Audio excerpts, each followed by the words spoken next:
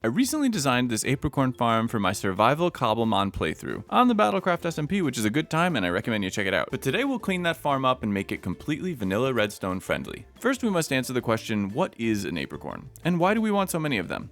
This is an Apricorn tree. It generates in most biomes. If there are trees already in the biome, then there are good odds that an Apricorn tree can generate there. And this is an Apricorn. And by right or left clicking on it, we can harvest it. Once harvested, it will revert to its budding form and begin growing all over again. This is one of your most important resources in Cobblemon. But one Apricorn tree isn't enough. In your playthrough of Cobblemon, you'll need to find all 7 different colors of Apricorns. Every single Apricorn tree that generates in your world has a random percentage chance to be any color, so you don't need to be anywhere specific to find all of the different Apricorn types, but you do need to explore.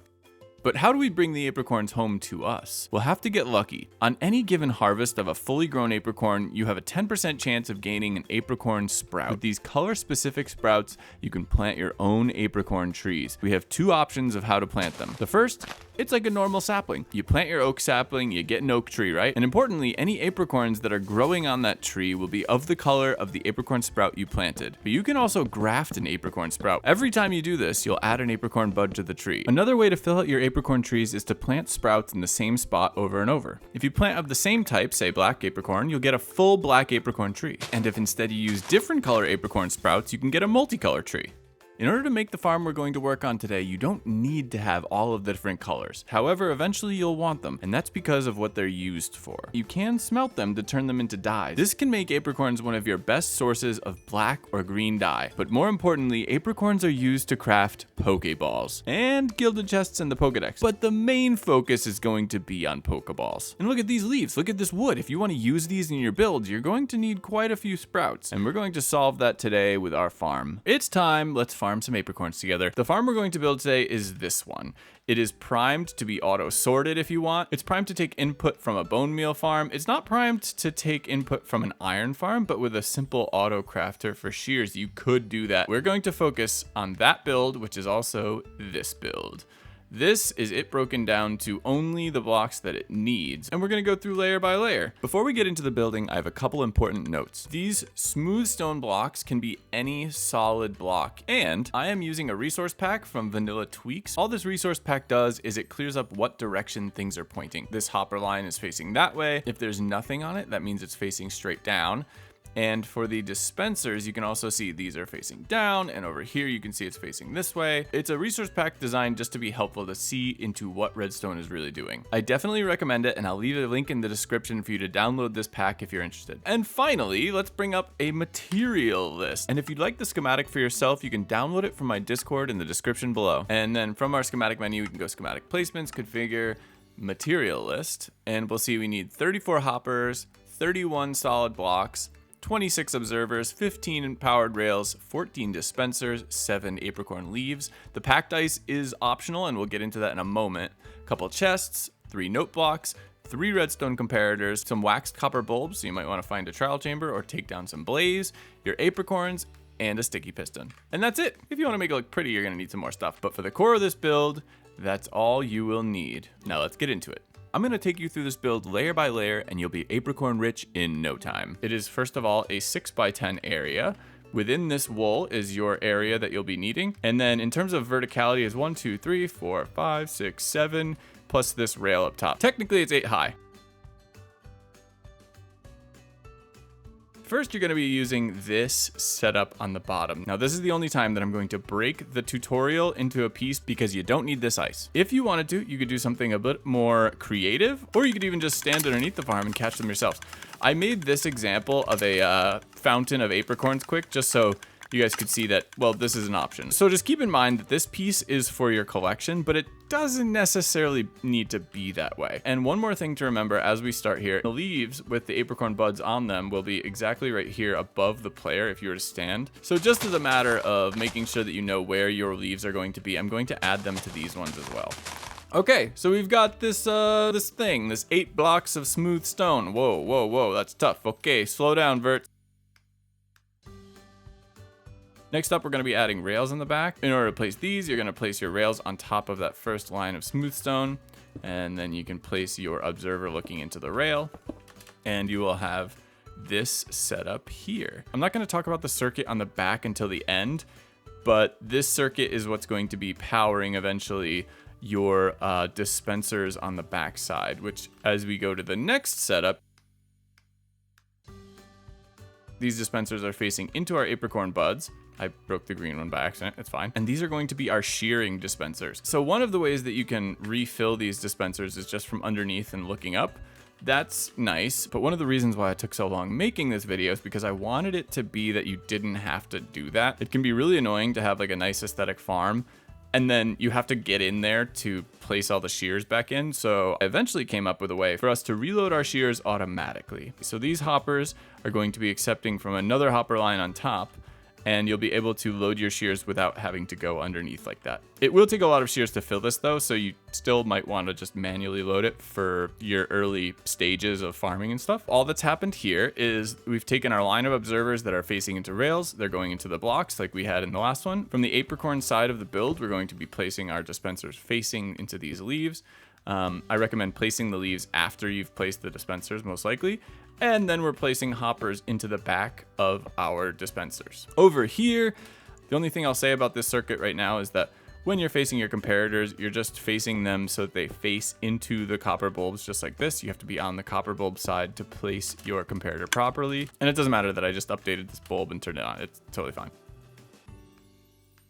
Next up, I placed this Apricorn wood block here just in case you, for some reason, used naturally spawned leaves. You don't need this Apricorn piece of wood, but it's just as a reminder that like if you used a natural tree to start this whole process, then you would need to keep a block of wood touching these leaves or they would decay. Back here, we're going to make our first hopper line that's going across. So this is going to be our shears hopper line. We're going to run the hoppers from the front so you can easily load your shears in. They'll run across over these hoppers, so it will fill like this. The shears will move along here, and then if this hopper is empty, it will take a shear, put it into this dispenser. It'll do that until this dispenser is full, and then it will move on to the next one. And this is why it does require a lot of shears to automatically load. But if you're at the point where you want that, you can. Next up, we are placing these dispensers in. I recommend placing your solid blocks on top of the Apricorn leaves first, and then from underneath, you can even just hop on to your ice and sneak through and place your dispensers against the blocks up here. And then you have your last copper bulb. This circuit here is basically a counter. Every 4 dispenses of bone meal that you do from up top, you will dispense your shears once. That's the way this works. If you wanted to, you could replace this counter with something that would count to only 3 because it actually only takes 3 bone meal to grow an Apricorn. I believe that that's the only redstone optimization that could be made in this build, but I liked this, so I left it. Next up, we need to finish our wiring for our bone meal dispensing. What that'll start with is placing observers facing upwards. You can place a temporary block here, and then from underneath, you can place it facing up, and then you can just go across.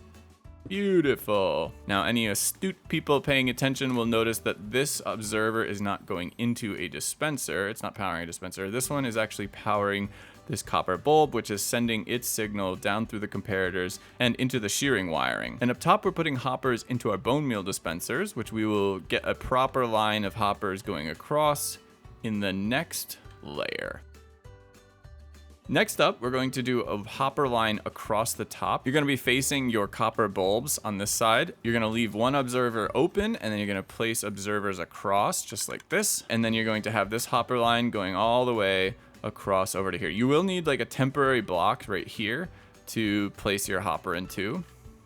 Oop, just like that. Once you've got your hopper line set into this temporary block, you're going to want to break it, place a rail, break that rail, and then by right-clicking this note block, which by the way, this observer is facing into the note block, you can send your rail over or back. And as we go to our last layer, all you need to do over here is just add these rails in and one observer facing down. Facing into this observer line, we want to look down at that one, and then we're going to place a rail on top there. And now as we trigger this into this is the off state, we trigger it into on state, and there we go. We have our cycles going. And you can also take a look over here. We can see this turn on, right? Every time this rail changes state, we're getting a read down here, which will dispense our shears. So we can count 1, 2, 3, 4. 1, 2, 3, 4. And now we have our Apricorn farm. Oh, I did mess this up. Let's put that back. Before we do anything else, let's turn this off. Let's talk about auto-filling the farm. Up top, you're gonna wanna put only bone meal. We can fill this chest with bone meal, and we'll be sending bone meal into our bone meal dispensers. I do recommend filling it manually at first if you have the means to do so. It'll just take a while for the hoppers to fill it up. This design doesn't refill on bone meal as fast as it uses bone meal. You don't want to run it until it's empty. You kind of want to always be refilling the bone meal so that you're loading the system back up. But I think that's the only real consideration about like what not to do with this build. Now let's talk about turning it on. Using the same wiring, basically, I moved this note block down. If you use note blocks, observers, and a solid block, you can get your own version of a redstone line. And you can repeat this pattern to power things. Down here, we're zero ticking a redstone block into this redstone lamp, so we know when the build is on, it should be on. It's in the wrong state at the moment. But basically the way to fix that is you just go like that and then start it back up. And now it's on and the light indicates that it's on. And that's really just a split of this note block observer chain where you can see it goes both ways. And down underneath here is another note block. I have the water streams running this way currently and coming down here into wherever you want to send them, if you want to store them or if you want to stand there. Again, I think I recommend this version. It's a little bit cooler. You just need some water going on either side. I believe you do need it to be too wide just in case you get like a weird dispenser drop and it goes to this side, which I believe that it can. And then it's dropping down into this hole and we're moving it across into a soul sand elevator and it pops right up. Now I'm pretty sure that that will take you to your first Apricorn farm. And I'm so sorry if this tutorial is not good, but I want to talk quickly about some of the other designs I made for this farm. Some of them are actually somewhat more compact and are meant to be more like industrial builds. It just drops your apricorns into a water stream, sends it over here into a whole tree farm, which auto dispenses the sprouts to you, all this stuff. So you can farm your apricorn logs. We'll see that in a future episode of Battlecraft, I'm sure. And then we get to deal with the behemoths, and these are the auto sorting, auto decrafting bone meal, and auto crafting of your shears. It's all doable. It just gets really complex really quick, and I don't know if you can tell. I don't excel at tutorials, I think is the way to say this.